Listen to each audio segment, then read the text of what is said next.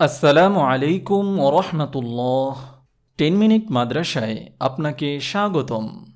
আজ আমরা এমন 4টি বিষয় নিয়ে আলোচনা করব যা মানুষের অকল্যাণ বয়ে আনে। মানুষের জন্য কল্যাণকর ও অকল্যাণকর উভয় বস্তু বিদ্যমান। রাসূলুল্লাহ সাল্লাল্লাহু আলাইহি ওয়াসাল্লাম বলেছেন, মানুষের জন্য অকল্যাণকর বস্তুসমূহ মোট 4টি। তা হল, নম্বর 1, চোখ অশ্রুশূন্য হওয়া। চোখ আল্লাহ তাআলার একটি বড় নেয়ামত।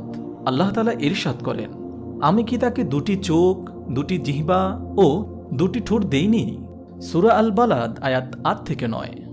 সব মানুষকে আল্লাহ তাআলা চোখ দিয়েছেন, কিন্তু মুমিনের চোখ সদা আল্লাহর ভয়ে অশ্রু বিসর্জন দেয় এবং জাহান্নামের চিন্তায় কাঁদে। সাহাবায়ে কেরাম আল্লাহর ভয়ে সদা ক্রন্দন করতেন। আল্লাহ তাআলা তাদের প্রসঙ্গে বলেছেন, আর তারা রাসূলের প্রতি যা অবতীর্ণ হয়েছে তা যখন শোনে, তখন আপনি তাদের চোখ অশ্রুসজল দেখতে পাবেন, এ কারণে যে তারা সত্যকে চিনে নিয়েছে। সূরা আল মাইদা আয়াত 83। যে চোখ প্রভুর ভয়ে অশ্রু বিসর্জন দেয় না, সে চোখ কল্যাণকর ও সৌভাগ্যবান চোখ নয়। তাই মহানবী সাল্লাল্লাহু আলাইহি ওয়াসাল্লাম বলেছেন, অশ্রুশূন্য নয়ন দুর্ভাগ্যজনক নয়ন। নম্বর 2, হৃদয় কঠিন হওয়া। মানুষের প্রধান অঙ্গ হল কল্ব। মহানবী সাল্লাল্লাহু আলাইহি ওয়াসাল্লাম বলেছেন, মানবদেহে এমন একটি গোশতের টুকরা আছে যা সুস্থ থাকলে পুরো দেহ সুস্থ থাকে, আর তা অসুস্থ হলে পুরো দেহ অসুস্থ হয়ে পড়ে। তার নাম হল কল্ব। সহিহ বুখারী। অপর হাদিসে রয়েছে, মহানবী সাল্লাল্লাহু আলাইহি ওয়াসাল্লাম বলেন, আল্লাহ তাআলা মানুষের বাহ্যিক আকৃতি ও সম্পদের দিকে তাকান না, বরং তার কল্ব ও আমলের দিকে তাকান। সহিহ মুসলিম। মুমিনের হৃদয় হয় নরম। আল্লাহর ভয়ে মুমিনের হৃদয় প্রকম্পিত হয়। আল্লাহ তাআলা ইরশাদ করেন, যারা ঈমানদার তারা এমন যে, যখন আল্লাহর নাম নেওয়া হয় তখন তাদের অন্তর ভীত হয়ে পড়ে, আর যখন তাদের সামনে আল্লাহর কালাম পাঠ করা হয় তখন তাদের ঈমান বৃদ্ধি পায়, আর তারা তাদের রবের প্রতি ভরসা করে। সূরা আনফাল আয়াত 2। কল্ব শক্ত ও কঠিন হওয়া, আল্লাহর ভয়ে নরম না হওয়া দোষণীয়। কাফির, মুশরিক ও মুনাফিকদের হৃদয় এমনটি হয়ে থাকে।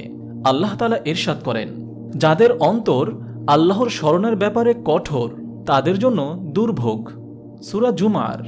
মহানবী সাল্লাল্লাহু আলাইহি ওয়াসাল্লাম বলেন, আল্লাহর জিকির ব্যতীত অধিক কথা বলো না, কেননা আল্লাহর স্মরণ ব্যতীত অধিক কথা কল্বকে শক্ত করে দেয়, আর মানুষের মধ্যে কঠিন হৃদয়ের অধিকারী আল্লাহ থেকে দূরে সরে যায়। নম্বর 3, দীর্ঘ আশা করা। মানুষের জীবনে কামনা বাসনা থাকা স্বাভাবিক, কিন্তু দীর্ঘ কামনা বাসনা ও আশা আকাঙ্ক্ষা করা দূষণীয় এবং অকল্যাণকর। কেননা দীর্ঘ আশা মানব চরিত্রের ঘৃণিত ব্যাধি এবং বহু ব্যাধির জননী। এতে তার পেরেশানি বৃদ্ধি পায়।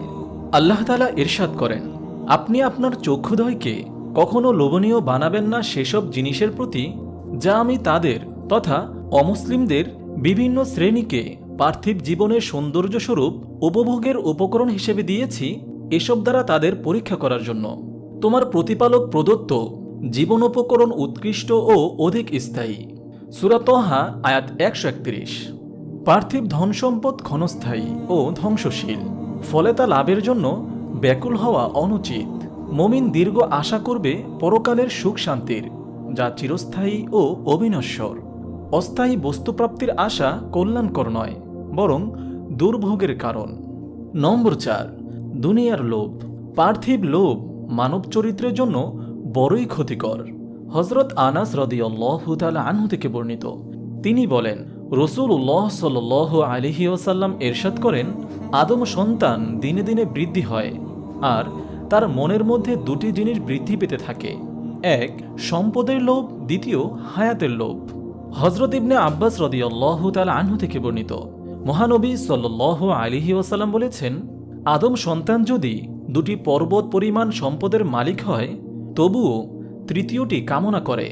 আদম সন্তানের ক্ষুধা মাটি ব্যতীত অন্য কিছু দ্বারা পূর্ণ হবে না, তবে যে তওবা করে আল্লাহ তাআলা তার তওবা কবুল করেন।